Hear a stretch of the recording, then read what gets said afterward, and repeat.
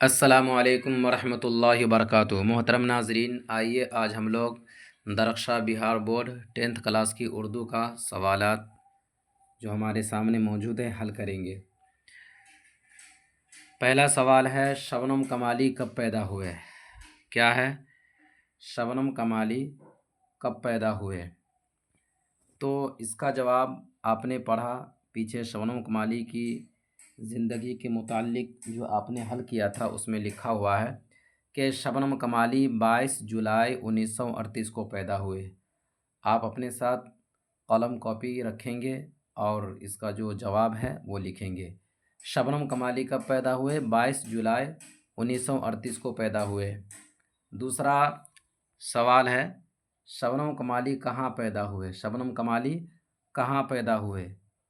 تو شبنم کمالی پوکھریرا ضلع سیتامڑھی میں پیدا ہوئے، یعنی سیتامڑھی ضلع کے اندر ایک گاؤں ہے پوکھریرا، اسی میں کیا ہوئے؟ پیدا ہوئے۔ تیسرا سوال ہے، شبنم کمالی کا انتقال کب ہوا؟ شبنم کمالی کا انتقال کب ہوا؟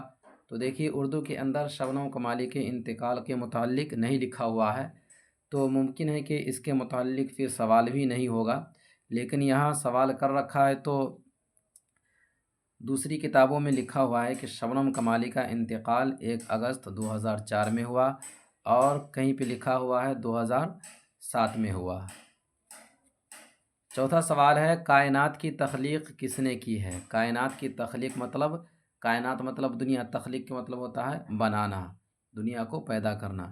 تو دنیا کو کس نے پیدا کیا ہے؟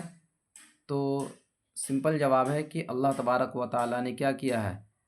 کائنات کو پیدا کیا ہے، کائنات کی تخلیق کی ہے، دنیا کو کیا کیا ہے؟ بنایا ہے۔ تو یہ مختصر ترین سوالات تھے، یعنی بالکل ہلکا جسے کہتے ہیں، آسان۔ اب آگے چلتے ہیں۔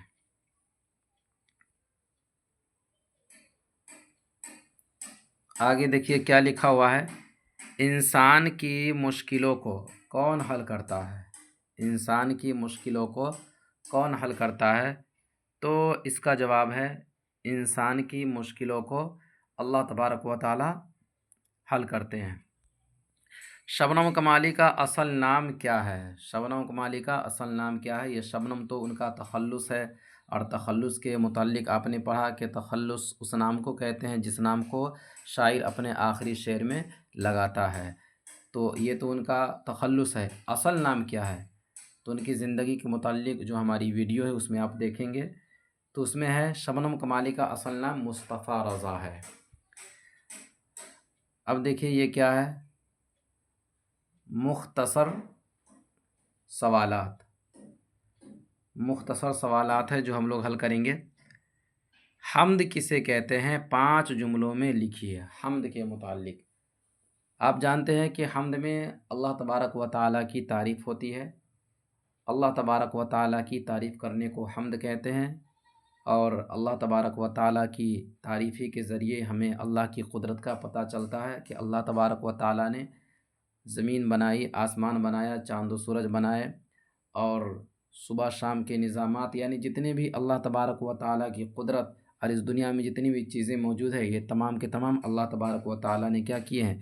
بنائے ہیں، اور حمد کے ذریعے یہ تمام چیزیں پتہ چلتی ہے۔ اسی طریقے سے آپ 5 جملوں میں ان تمام تر باتوں کو لکھیں گے۔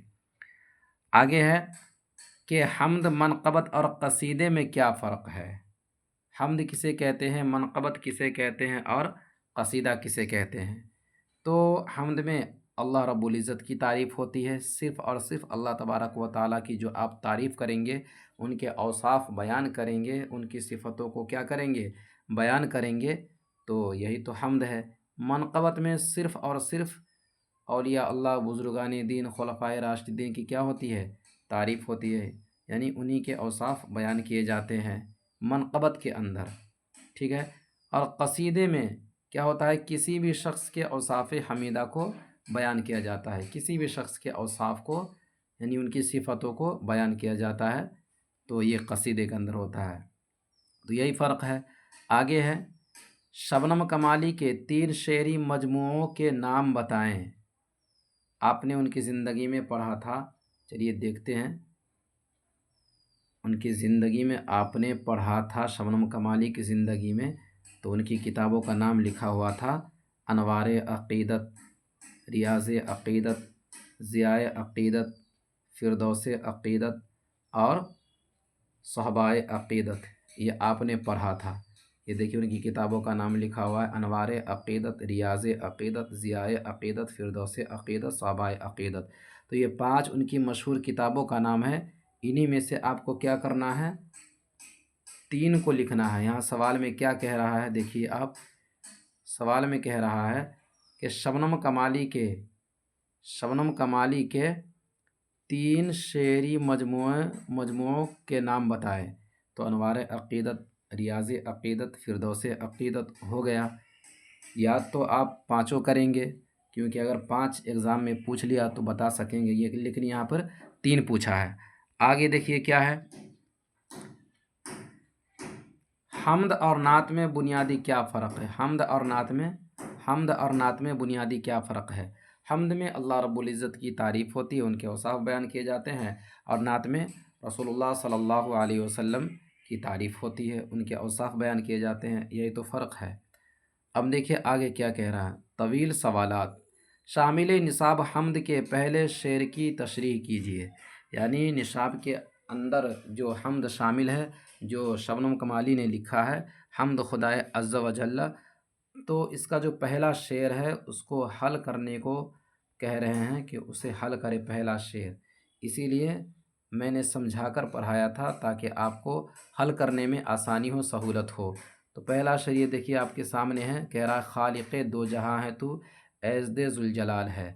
یعنی اللہ تبارک و تعالی خالق دو جہاں ہیں، دنیا اور آخرت کو بنانے والے ہیں، پیدا کرنے والے ہیں۔ خالق کا مطلب پیدا کرنے والا، اور جہاں کے مطلب دنیا، دو مطلب دو، تو دونوں جہاں کے پیدا کرنے والے کون ہیں؟ اللہ رب العزت ہے، اور وہی اللہ رب العزت عظمت والے ہیں، مرتبے والے ہیں۔ تو وہی کہہ رہا ہے کہ خالق دو جہاں ہے تو ایزد ذوالجلال ہے، یعنی تو ہی عظمت والا اور مرتبے والا ہے، خدا ہے۔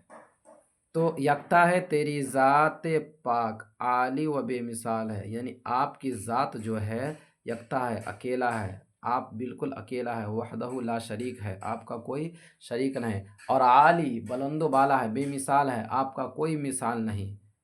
تو یہ اس کی تشریح ہے۔ اسی طریقے سے دیکھیے، تیرے ہی باب فیض سے ملتا ہے دو جہاں کو رزق، یعنی آپ ہی کے سخاوت کے دروازے سے دونوں جہاں، دنیا اور آخرت میں ہر ایک کو کیا ملتا ہے؟ رزق ملتا ہے۔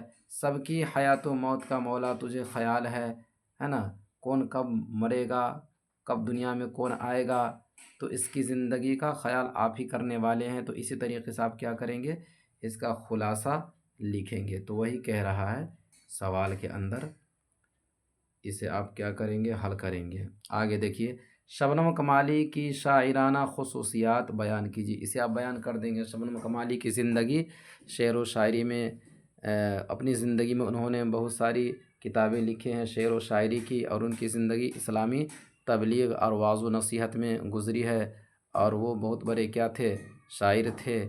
اسی طریقے سے ان کی زندگی کے متعلق آپ لکھیں گے۔ ان کی کتابوں کا نام یہ ہے، جو ان کی کتاب کا نام آپ پڑھے ہیں اس کو لکھیں گے تو یہ ان کی زندگی کے متعلق ہو جائے گا۔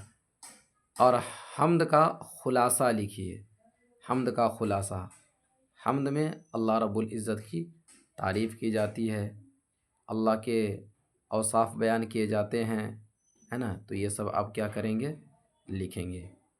تو یہ تھا آج کا سبق جو ہم لوگوں نے پڑھا، اور اسے سمجھنے کی کوشش کریں گے، اور جو بھی سوالات ہے آپ کاپی پر لکھ کر اس کے جوابات لکھ کر حل کریں گے اور یاد کریں گے۔ السلام علیکم۔